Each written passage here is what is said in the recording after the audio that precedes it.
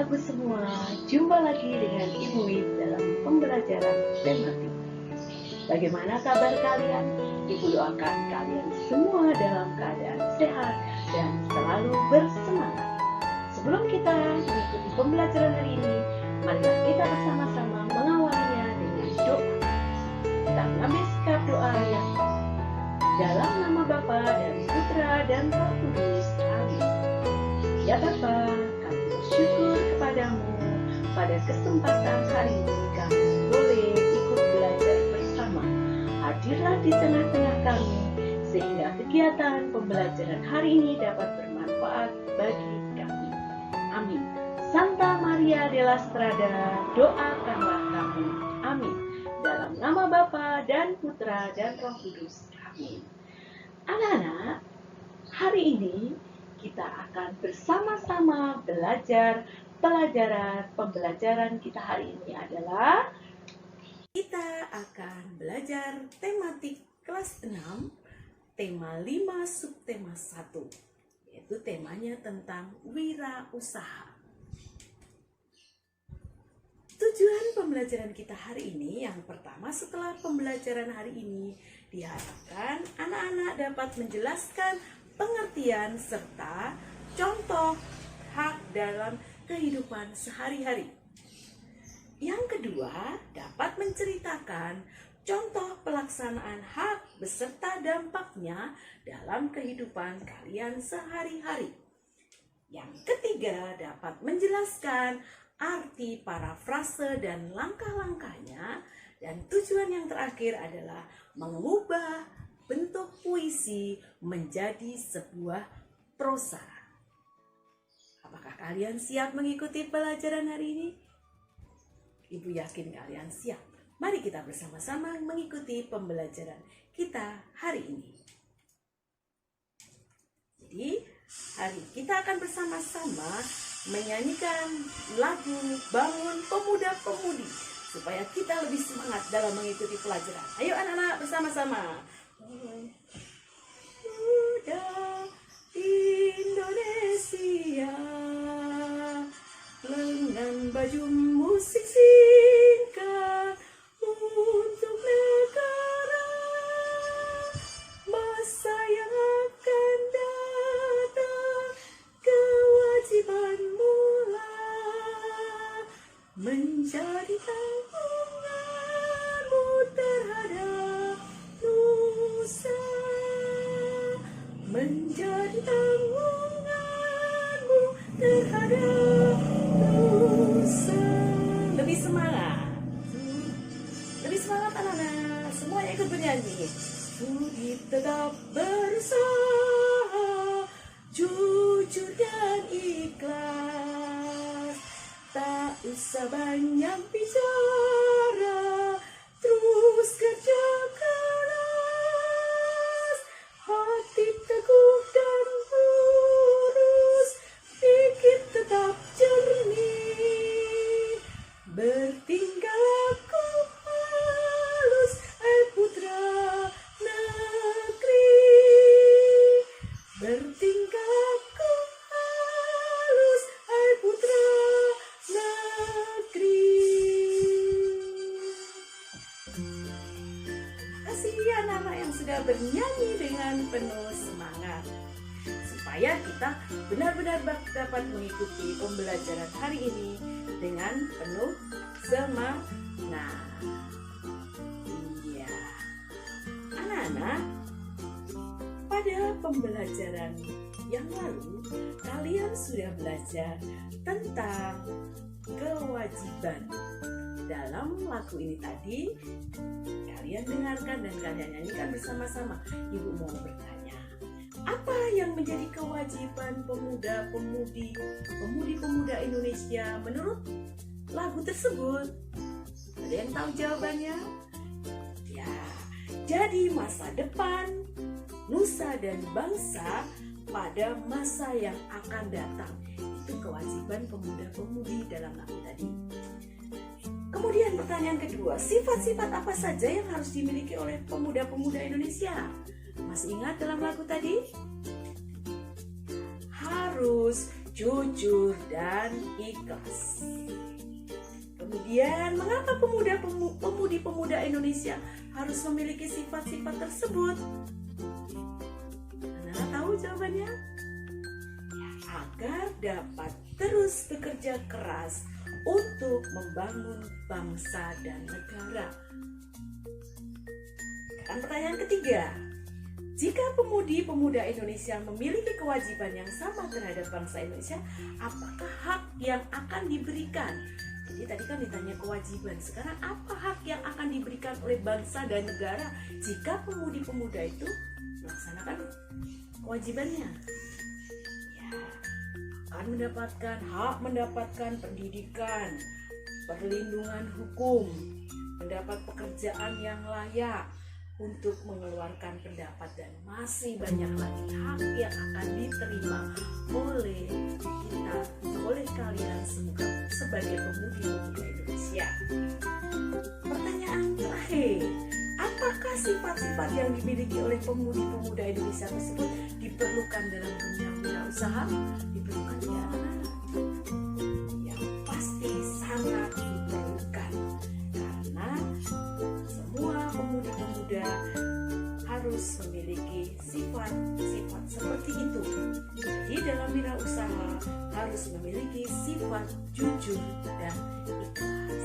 Itu tadi kita sudah sekilas melihat bagaimana kewajiban yang sudah kita bahas pada pembelajaran yang lalu, dan juga hak-hak yang kita peroleh apabila kita melakukan kewajiban.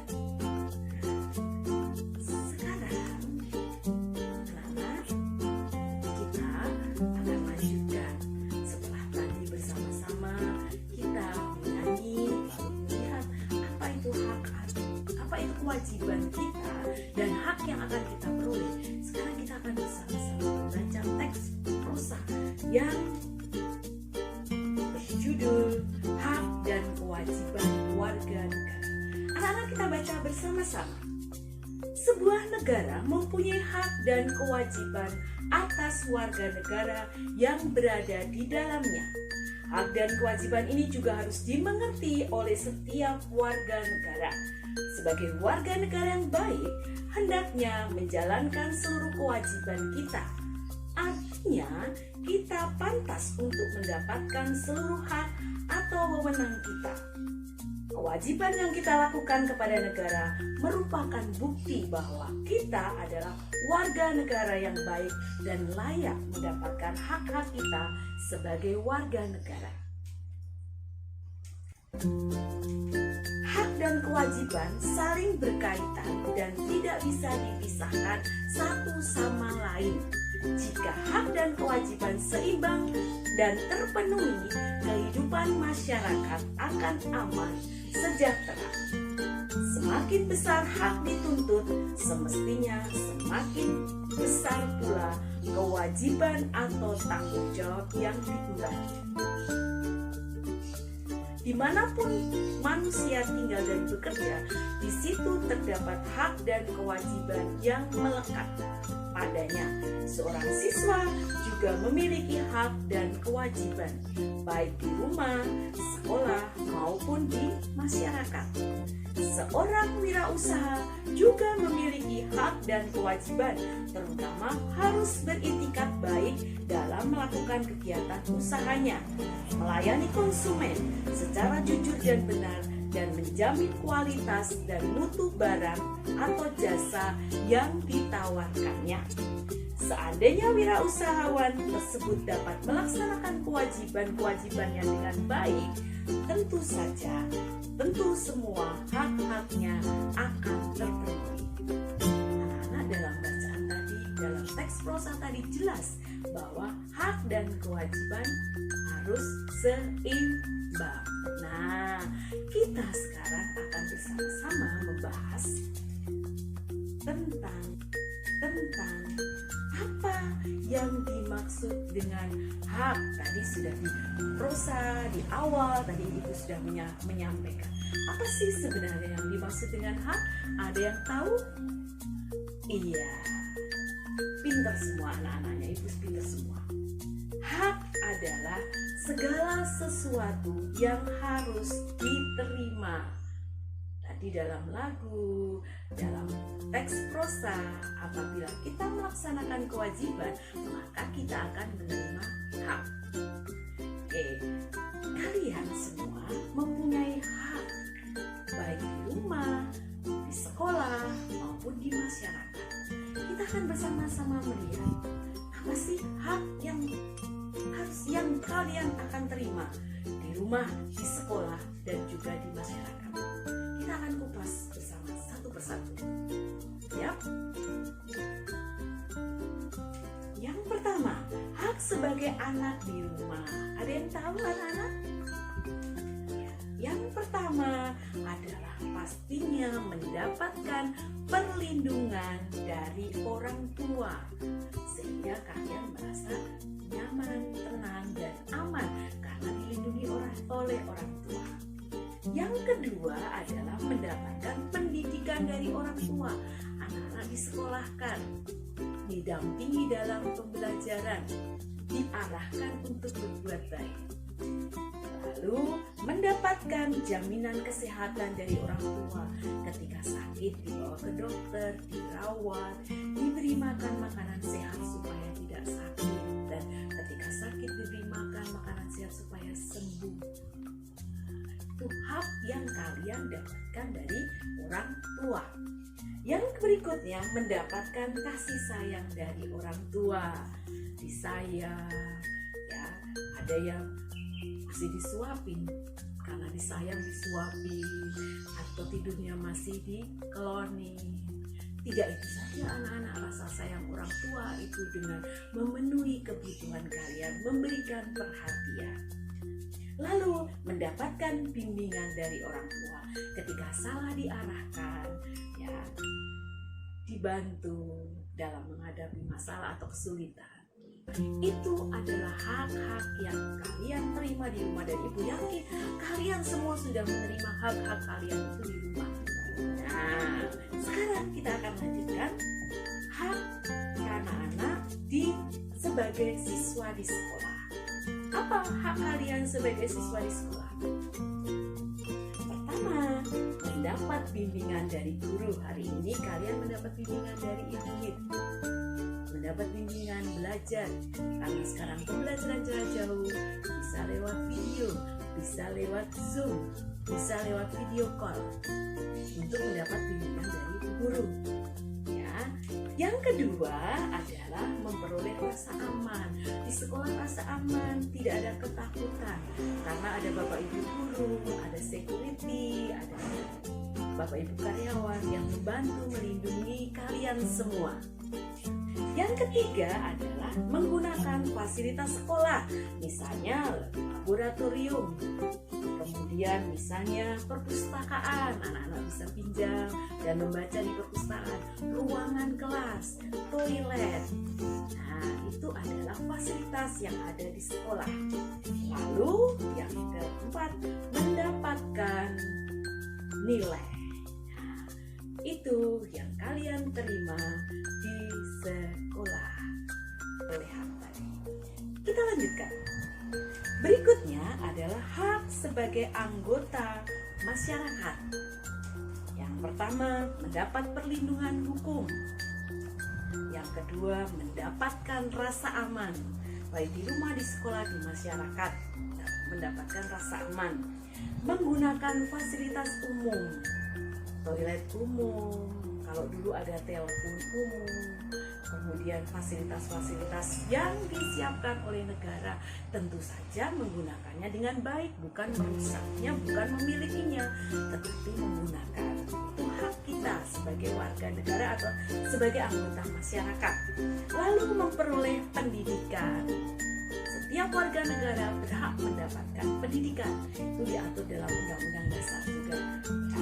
Lalu melaksanakan ibadah. Kalian yang beragama Katolik mempunyai hak untuk beribadah di gereja, yang beragama Islam di masjid dan sebagainya. Hanya sekarang ini karena kondisi pandemi tidak sesuai dengan keinginan kita, karena ada aturan yang harus kita patuhi. Itulah tadi hak sebagai anggota masyarakat, sebagai anak dalam keluarga, sebagai siswa di sekolah, sebagai anggota masyarakat. Anak-anak, itu adalah hak-hak kita. Kadang-kadang hak itu belum kita peroleh, tidak sesuai dengan keinginan kita, karena memang kewajibannya belum dilaksanakan. Ingin mendapatkan nilai, kerjakan tugas sesuai dengan jadwal atau waktunya. Ingin mendapatkan perhatian, kasih sayang dari orang tua, ya kalian juga berkewajiban menghormati orang tua, dan masih banyak lagi. Tidak semua hak itu dapat kita terima saat itu juga. Misalnya kamu sudah membantu orang tuamu, kewajiban membantu orang tuamu. Kamu punya keinginan untuk diberikan sepeda, tetapi mama papa belum punya uang untuk memberikan, maka hak itu belum kalian terima. Biasanya ada perasaan yang tidak enak. Nah, berhubungan dengan perasaan ini anak-anak, para sastrawan menuangkan perasaannya itu dalam bentuk ada puisi, prosa, ada cerita. Kita akan lihat bersama-sama. Di sini ada puisi negara harus bebaskan kemiskinan. Nana bisa baca bisa. Dalam hati puisi tentang negara harus bebaskan kemiskinan. Nah, puisi yang ibu tampilkan ini adalah ungkapan perasaan pengarangnya, penulisnya.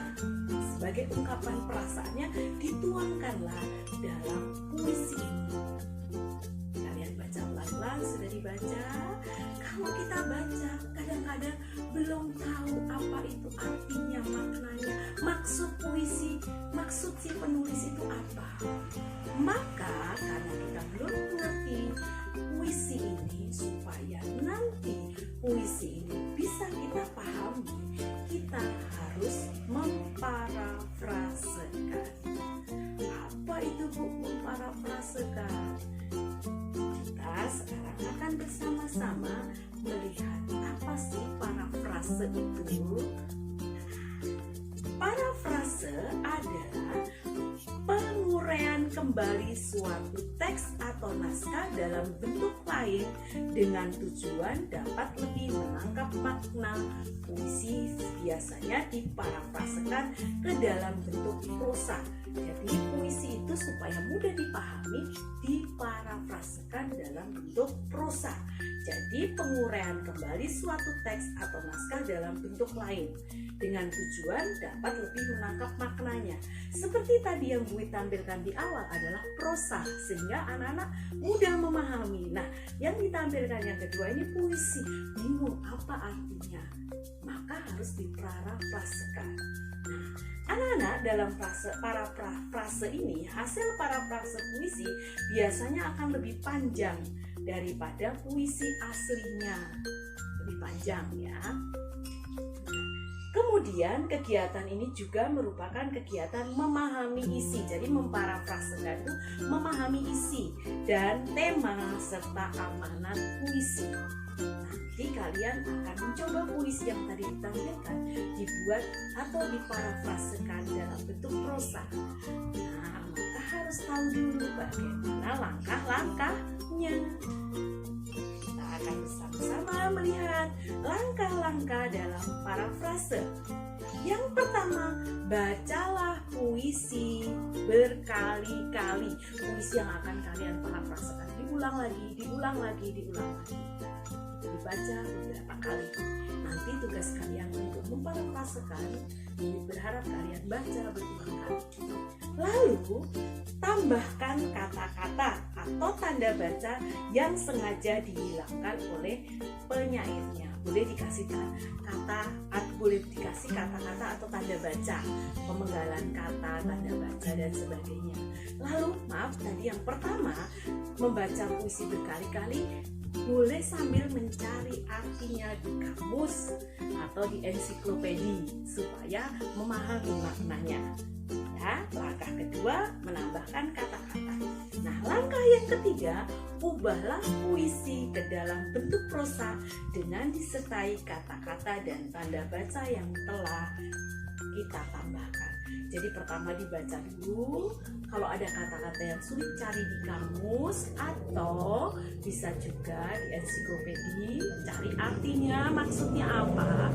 Setelah itu di dalam puisi tadi boleh dikasih tanda baca, bisa koma, bisa mungkin tanda seru, titik, ya. Lalu boleh ditambahi juga dengan kata-kata.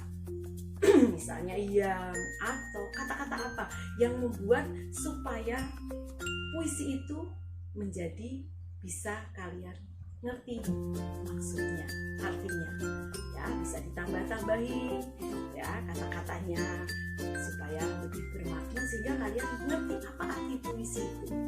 Kemudian tadi setelah itu diubah menjadi prosa. Nah, penambahan kata-kata silahkan, bebas kalian menambahkan kata-kata. Bagaimana anak-anak? Jelas bagaimana cara mengubah puisi menjadi prosa? Ibu yakin kalian semuanya jelas. Kalau jelas, nanti setelah pembelajaran ini kalian silahkan mengubah puisi yang tadi ibu tampilkan tadi menjadi sebuah prosa dengan menggunakan langkah-langkah yang seperti ini. Lalu di akhir pembelajaran nanti silahkan kalian juga mengerjakan evaluasi dengan menggunakan Google Form. Bagaimana anak-anak? Pembelajaran hari ini bagaimana? Jelas belum? Ibu harapkan kalian semua jelas apa yang menjadi hak kalian dan harus melaksanakan hak dan juga harus seimbang antara hak dan kewajiban.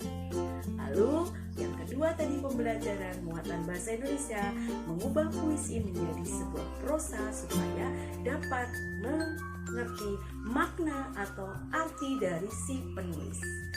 Baik anak-anak, semoga apa yang ibu sampaikan hari ini bermanfaat bagi kalian. Selamat melanjutkan aktivitas. Tuhan Yesus memberkati. Terima kasih. Dadah.